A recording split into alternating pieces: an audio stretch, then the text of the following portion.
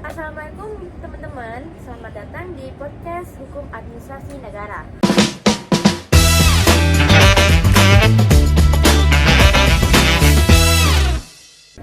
Hari ini kita akan ngobrol santai tapi sedikit serius tentang salah satu kasus sengketa pertanahan yang kemarin kita lihat langsung persidangannya di PT UN Surabaya. Di sini aku nggak sendirian, aku bersama dua temanku. Halo, namaku Nabil Nazir Fikri Ahmad, senang bisa berdiskusi. Ya, saya Zeni. Ya. Oke, kita langsung ke intinya. Untuk pihak terkait sertifikat hak guna bangunan, bisa dijelasin dulu siapa saja pihak yang terlibat dalam kasus ini. Ya, untuk pihak-pihak yang terlibat dalam kasus yang kita observasi kemarin di PT UN itu dari pihak penggugatnya itu ada yang bernama Pak Yudi Hermanto Yuwono. Lalu kemudian yang pihak tergugat itu dari Kepala Kantor Pertanahan di Kabupaten Pasuruan itu sendiri. Lalu yang pihak ketiga itu terdapat dari PT Sukorejo Jayatama. Nah, objek sengketanya adalah sertifikat hak guna bangunan nomor 6 di Desa Lemahbang. Jadi masalahnya itu penggugat merasa bahwa proses sertifikat itu tidak sah atau cacat administrasi gitu loh. Ini penggugat menduga ada tumpang tindih penguasaan atau yang biasa kita sebut overlapping. Jadi ada riwayat tanahnya sendiri masih abu-abu. Jadi intinya konflik awalnya itu dari ketidakjelasan status kepemilikan tanah ya? Ya, betul. Akar masalahnya itu di situ. Oke, ini menarik ya teman-teman. Banyak orang yang mengira sertifikat tanah itu selalu pasti menjadi milik kita.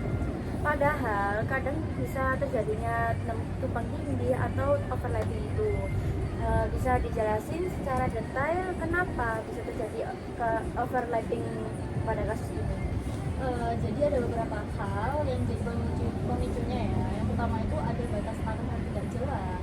Jadinya tuh misalnya wilayah M31 bersama M39 ini tuh saling berdampingan. Kalau batas yang dulu nggak dicatat jelas, yang bisa beda tafsir.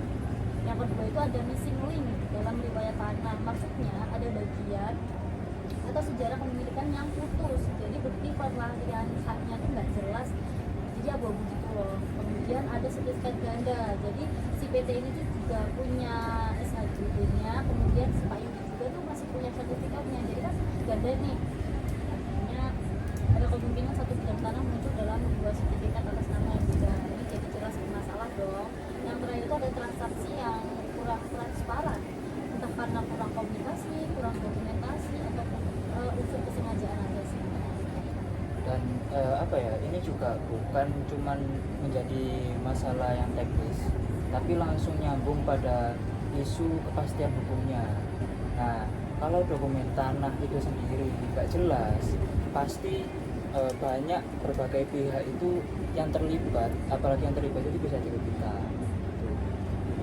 Oh iya sih benar.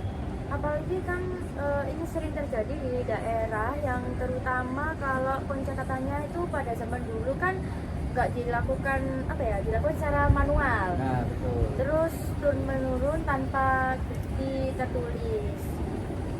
Nah, pertanyaan yang juga penting nih, kenapa kasus ini dibawa sampai ke PT UN bukan ke pengadilan negeri?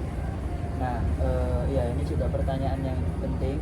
Kenapa kok kasus ini masuk di ranah PT UN bukan di dalam pengadilan negeri yang lain gitu ya? Nah, memang karena pihak penggugat atau yang digugat itu dari langsung keputusan pejabat negaranya, yaitu pada penerbitan sertifikat oleh kantor pertanahan tadi. Nah, kalau yang dipersoalkan itu adalah terkait keputusan di tata usaha negara itu sendiri, maka tempat penyelesaiannya ya di PT UN gitu. Oh, jadi tuh bedanya kalau sengketanya cuma warga hutan batas tanah. Nah, kalau itu baru masuknya ke pengadilan negeri karena sifatnya perdata. Oh, berarti ini jelas ranahnya ke administrasi negara ya? Ya. Bukan sekedar masalah tanah antar tanah pribadi gitu. Ya, betul. Nah, waktu kita lihat persidangan langsung itu perkara ini masih di tahap pemeriksaan persiapan.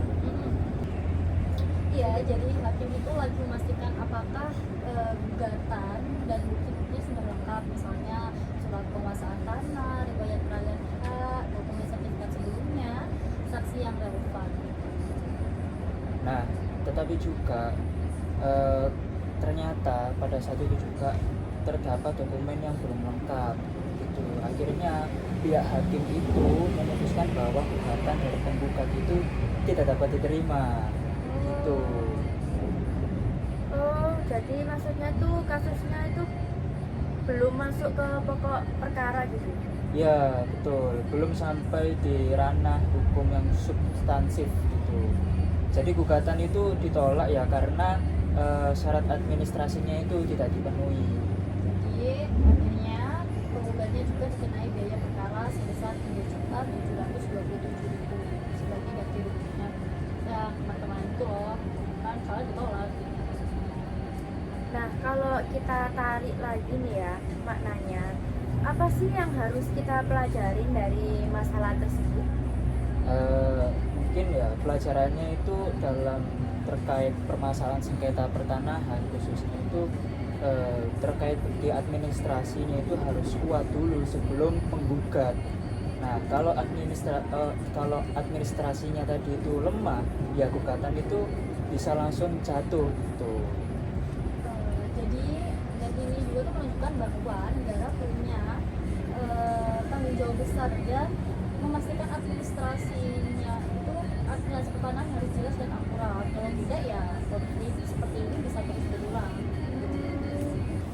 Bisa disimpulkan ya berarti sengketa muncul karena cacat prosedur dan tumpang tindih.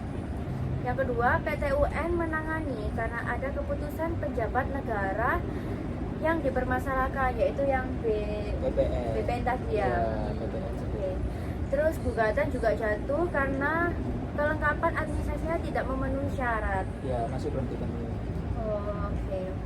Oke teman-teman, mungkin pembahasan hari ini sudah dicukupkan. Terima kasih buat kedua teman saya yang sudah membantu menjelaskan bagaimana alur persidangan yang ada di PT UN kemarin.